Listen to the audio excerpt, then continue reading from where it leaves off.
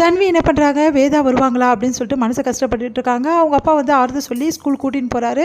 இங்கே பாரு, நான் சொன்னால் கேளு, இந்த வாட்டி வந்து அம்மா வரமாட்டாங்க தன்வி, அடுத்த வாட்டி எப்படியாவது வருவாங்க, ப்ளீஸ் அம்மாவோட ஃபீலிங்ஸையும் புரிஞ்சுக்கோ தன்வி அப்படின்னு சொல்லிட்டு கூட்டின்னு போகிறாரு. போங்கப்பா, இப்படி தான் சொல்வீங்க அப்படின்னு சொல்லிட்டு போகிறாங்க. இங்கே வந்து என்ன ஆகுதுன்னா, வேதா வந்து ரொம்ப டென்ஷனாக இருக்காங்க.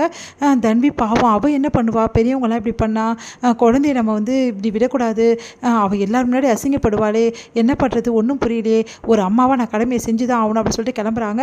உடனே தடுக்கிறாங்க அவங்க அம்மா. காவேரி, இப்போ எங்கே போகிற, எனக்கு நல்லா தெரியும் வேதா, நீ தன்வி ஸ்கூல் தானே போனேன், இங்கே பாருங்கம்மா, உங்கள் பொண்ணு உங்களுக்கு எப்படி முக்கியமோ அதே மாதிரி தான் என் பொண்ணு எனக்கு முக்கியம், என் பொண்ணை பார்க்குறத வந்து யாருமே தடுக்க முடியாது இந்த உலகத்தில், போதுமாம்மா, உங்கள் பொண்ணு உங்களுக்கு முக்கியம் இல்லை, அதே மாதிரி தானம்மா அப்படின்னு சொல்லிட்டு சொல்கிறாங்க. உடனே வந்து சரி வேதா, உனக்காக நான் ஓகே சொல்கிறேன் அப்படின்னு சொல்லிட்டு அவங்க அம்மா சொல்லிடுறாங்க. அடுத்து வந்து வேதா வந்து கிளம்பி போகிறாங்க.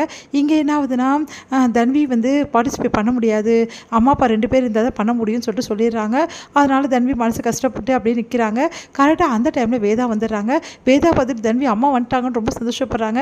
உடனே போட்டியில் கலந்துக்கலாம் அப்படின்னு 2 பேருமே கலந்துக்கிறாங்க. அப்போ வந்து போட்டிகள் வைக்கும்போது கரெக்டாக வந்து நடந்து வரணும் அந்த கல்லில். கரெக்டாக வேதா வரும்போது கரெக்டாக அந்த கல் வந்து அப்படியே உடஞ்சிடுது. என்ன பண்ணுறதுன்னு தெரில, நடுவுலேயே நிற்க முடியாது. இந்த வந்து தொடர்ந்து வந்து இவங்க போனால் தான் அந்த கல் உடஞ்சதால இவங்க கீழே கால் வைக்காம தான் பண்ண முடியும் அப்படின்ற மாதிரி சொல்லிடுறாங்க. கால் வைக்கக்கூடாது அவ்வளோதானே அப்படின்னு சொல்லிட்டு வேதா, நீ என் கையில் வச்சுக்கோ அப்படின்னு சொல்லிட்டு அப்படியே கையை வச்சு பாதம் வச்சு அவர் வந்து அப்படியே வந்து கீழே வைக்காமல் வந்து வேதா வந்து ஜெயிக்க வச்சிடறாரு நம்ம விக்ரம். அதை பார்த்து வந்து தன்வி ரொம்ப சந்தோஷப்படுறாங்க.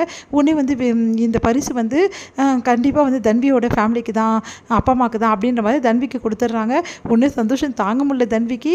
அம்மா நீங்கள் வந்ததால் தான் நாங்கள் ஜெயித்தோம் அப்படின்ற மாதிரி சொல்கிறாங்க. இல்லை, உங்கள் அப்பா வந்து என்னை தாங்கி பிடிச்சதால் தான் நம்ம ஜெயித்தோம் அப்படின்ற மாதிரி சொல்கிறாங்க. வேதா பார்த்து விக்ரம் வந்து ரொம்ப தேங்க்ஸ் வேதா, நீ எங்கே வரமாட்டேன்னு நினச்சி ரொம்ப கவலைப்பட்டேன் அப்படின்னோடனே, நான் எப்படி வராமல் இருப்பேன், நான் அம்மா இல்லையா இவளுக்கு, நான் வரணும் இல்லை அப்படின்ற மாதிரி சொல்கிறாங்க.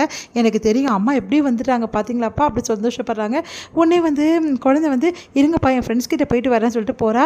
அந்த டைமில் வந்து வேதா வந்து விக்ரம் கையை பிடிக்கிறாங்க. என்னாச்சு அப்படின்னோடனே, ஒன்றும் இல்லை, நீங்கள் காட்டுங்களேன் கையை அப்படின்னு சொல்லிட்டு அப்படியே வந்து கையை எடுத்து பார்க்குறாங்க. பார்த்தா நல்லா வந்து அப்படியே கீழே வச்சதால் அவரோட கை ரொம்ப வந்து புண்ணாயிட்ருக்கு.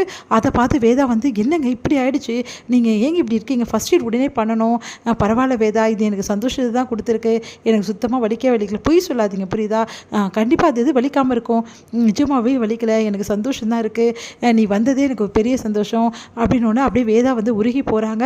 அப்படியே கையை பார்த்து விக்ரம், ரொம்ப வலிக்கும் விக்ரம், வாங்க ஃபஸ்ட் எய்ட் பண்ணலாம், பரவாயில்ல வேதா, அப்படி அதெல்லாம் தெரியல, ஃபஸ்ட் எய்ட் பண்ணியே ஆகணும் அப்படின்னு சொல்லிட்டு வேதா வந்து அழகாக தொடச்சி வந்து அவங்களுக்கு வந்து கட்டி விடுறாங்க. நான் கிளம்புறேன்னு சொல்லிட்டு அப்படியே வந்து பிரிய முடியாமல் வேதா வந்து மனசு கஷ்டப்பட்டு விக்ரமே பார்த்துட்டு கிளம்புறாங்க.